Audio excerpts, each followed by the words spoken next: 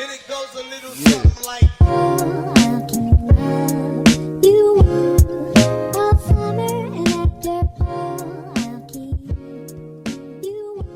Hello and welcome back to Otter Talk episode number 4. I'm your host, Blake Griffin, and we're going to talk about the week of October 17th to October 23rd. We're going to get started right away going into women's soccer. Women's soccer with 2 games this week, one on the road and one at home. Going on the road for the first game, the Braves women's soccer team traveled to Friends University to try to put a couple wins together, having won their last time out against Tabor. The game started in favor of the Falcons as they received a penalty kick in the 8th minute. The first one was missed by Kelly LaRossi, but the ref called the kick back due to an interference in the box. And with that second chance, LaRossi put the Falcons up 1-0. The Braves would come back with a set piece of their own in the 15th minute. A ball taken short to Raina Warner found her in space, and on her first touch sent the ball perfectly over the head of the Friends goalkeeper to tie the game at 1. Warner coming a bit of an offensive threat these last couple of games, scoring her 3rd goal in 4 games, most memorably the game winner in the previous game against Bethel. The game would stay tied until the 79th minute when LaRossi again found herself one-on-one with the keeper, dribbling around to her right, scored the game-winning goal. The match ending at a 2-1 score. With a loss, the Braves would come home for senior and alumni night against the Southwestern Mound Builders. Before the game, Ottawa honored the 7 seniors that were going to be moving on after this year. Both the Braves and the Mound Builders would be able to keep goals off the scoreboard to start the game, with both keepers putting in work to keep the game tied. As the game got late, it looked like we were going to go to another overtime period, but a shot taken just outside the box by Lillian Griso in the 84th minute moved the needle in favor of the Mound Builders. With women's soccer dropping both their games this week, moving to a record of 4-8-2 overall and 3-5-1 in the KCAC. Just 3 matches left for women's soccer in the season, 2 of them upcoming this week, 1 road match at McPherson and a home match against the 8th team in the nation, Oklahoma Wesleyan. Men's soccer also with 2 matches this week. The first game, a high-scoring affair on the road against Friends. The game got going quickly with 2 goals from the Falcons in the first 10 minutes. In the 5th minute, Juan Zamora was able to slide the ball past the Braves keeper. Then, off a corner kick, Guillermo Oliveira sent a ball that found its way into the side netting to put the Falcons up 2-0. The Braves would respond in the 15th minute with a goal from Bence Molnar, who stepped up to a free kick from 30 yards out to put the ball away, to cut the lead in half 2-1. Friends always had a response in this game, and in the 21st minute, Futo Kubo made it 3-1 against the Braves. As we've seen a lot with Braves teams giving up not really an option, and on the back of Thomas Santos, the Braves climbed back into the game. First with a goal in the 32nd minute, placed the ball to the left of the keeper to make it 3-2, and just minutes later, Santos fought off the Falcons defender and made his way into the box where he again bested the Falcons keeper for his 2nd goal of the game to tie things at 3. With the offensive outburst, the Braves had a bit of new wind in their sails that was promptly removed just 10 minutes later when Juan Zamora scored his 2nd goal of the game on a penalty kick with just 3 minutes remaining in the half, capping off a 7-goal half from both teams. Zamora would complete his hat trick with a goal in the 65th minute to make it 5-3, and it would take that score to the end of the game as the Falcons were able to come out on top. Ottawa would come home later in the week to face Southwestern for senior and alumni night, where they honored 11 seniors that would be moving on after this year. The Braves got rolling early on the head of Bence Molnar, who rose up and put one into the back of the net to put the Braves up 1-0. Ottawa would then keep the lead until an offensive outburst came from the Mound Builders, who scored 3 goals in under 5 minutes. Mamadou Diarra would kick things off for Southwestern's, scoring off a free kick in the 30th minute. A minute later, Fabio Snyder on his left foot made the score 2-1, and to cap off a 3-goal outbreak from Southwestern, Camille Gomez scored in the 33rd minute to make it a 3-1 advantage for the Mound Builders. Bence Molnar would score his 2nd goal of the game on a free kick that blazed past the keeper to cut things in half, but it was too little too late, and the Mound Builders were able to hold on for the win. A tough week for men's soccer saw them drop both games, moving their record to 5-10-2 overall and 4-7 in the KCAC. The schedule does not get any easier for men's soccer this upcoming week with 2 matches against nationally ranked opponents. First, number 22 McPherson, and then number 2 Oklahoma Wesleyan. These two games will be the last regular season matches for men's soccer as their season comes to a close. Women's volleyball were out for blood this week to avenge their first and only loss in the KCAC to Tabor just last Saturday, with two more matches in the KCAC against Sterling and Oklahoma Wesleyan. Ottawa would first go on the road to face Sterling and were faced with a bit of a challenge to start the first set before an 8-0 run gave the Braves a lead that they would not relinquish, winning the set 25-20.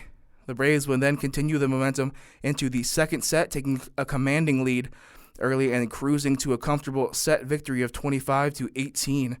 Sterling would not go down easy in the third and final set, with the Braves, before Ottawa was able to rally at the end of the set, stringing together consecutive points to win the set 25-21.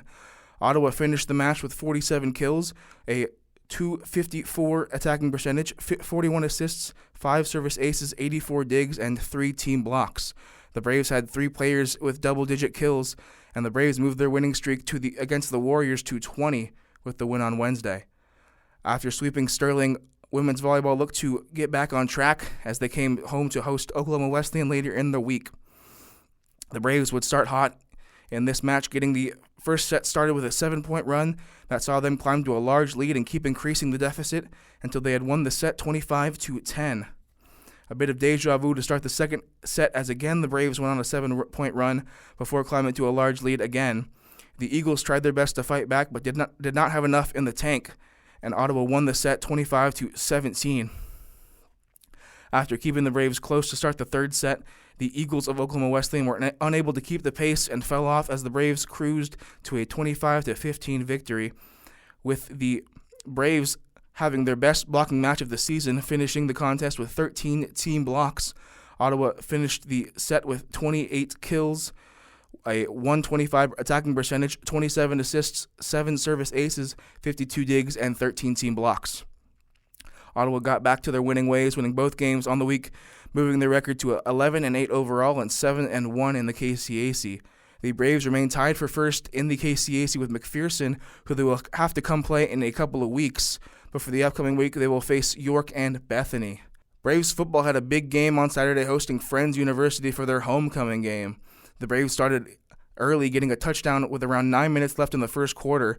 The touchdown coming off a play-action pass that saw Colton Davis find Dylan Foose, a pairing we would hear a lot from throughout this game, who walked into the end zone untouched for a 42-yard touchdown that put the Braves up 7-0. On the Ottawa next possession, they would find the end zone once again as Foose would make his way behind the Falcons defense, and Davis delivered the pass for a 48-yard touchdown, giving both of them their second touchdown of the game and putting the Braves up 2 scores. Friends then responded with a score of their own to start the second quarter, but the Braves would again extend their lead with a touchdown right before halftime. With the ball on the 13 and Ottawa in the red zone, Davis found Corey Jones wide open in the end zone for his third passing touchdown of the game to put the Braves up 2 scores going into the half. Coming out of halftime, the Falcons got off to a good start, scoring on their first possession after the break, cutting the lead in half. With 1 quarter left to play, Ottawa would put the nail in the coffin with their 4th touchdown of the game, scored by this week's dynamic duo, Colton Davis and Dylan Foose, who connected for 3 of the 4 Braves touchdowns on the day. The 41-yard touchdown to Foose was the 3rd for Foose and the 4th on the day for Davis. 28-14 would be the final score, with the Braves finishing the game with 352 yards of total offense, choosing the aerial assaults for this game, collecting 288 of those yards in the air. Colton Davis went 15 of 24 for 288 yards and 4 touchdowns. James Reeder led the Braves with 30 yards on the ground on 10 rushing attempts. Dylan Foose finished the game with 6 receptions for 167 yards and 3 touchdowns, averaging 27.8 yards per catch. Foose played so well that he was actually recognized as the KCAC Offensive Player of the Week. Ottawa getting it done on both sides of the ball in this game, with another Brave receiving Player of the Week honors. On the offensive side of the ball, Colby Johnson, who we mentioned just last week, surpassed 400 tackles on his career, was named KCAC Defensive Player of the Week. Johnson had a career high in tackles that day with 19. With the win, Ottawa moves to 4-4 overall and 3-4 in conference. They will head on the road for a tough matchup against Kansas Wesleyan, the number 6 team in the nation. Men's bowling finishing their first matchup of the season, going 9th in the Mid-States Championships in their opening competition. The team finished with a final score of 5,775, missing out on 8th place just by 37 pins. The Braves were able to put 7 of their 15 bowlers in the top 100 of the competition individually. The Braves will compete once again this week in the Jayhawk Classic, a 2-day competition up in Lawrence on Saturday. Women's bowling competing as well in the Mid-States Championships, finishing 7th in the competition. The Braves finished with 5,117 total pins and advanced to bracket play in the tournament before falling to the defending champion Wichita State Shockers 3-1.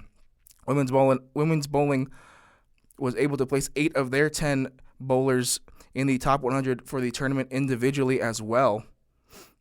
They will also be competing this week in the Jayhawk Classic up in Lawrence on Saturday. And that'll wrap things up for this week in Ottawa sports. Episode number 4 of Otter Talk. I'm your host, Blake Griffin. From everyone here behind the camera in the booth, I'm Blake Griffin signing off.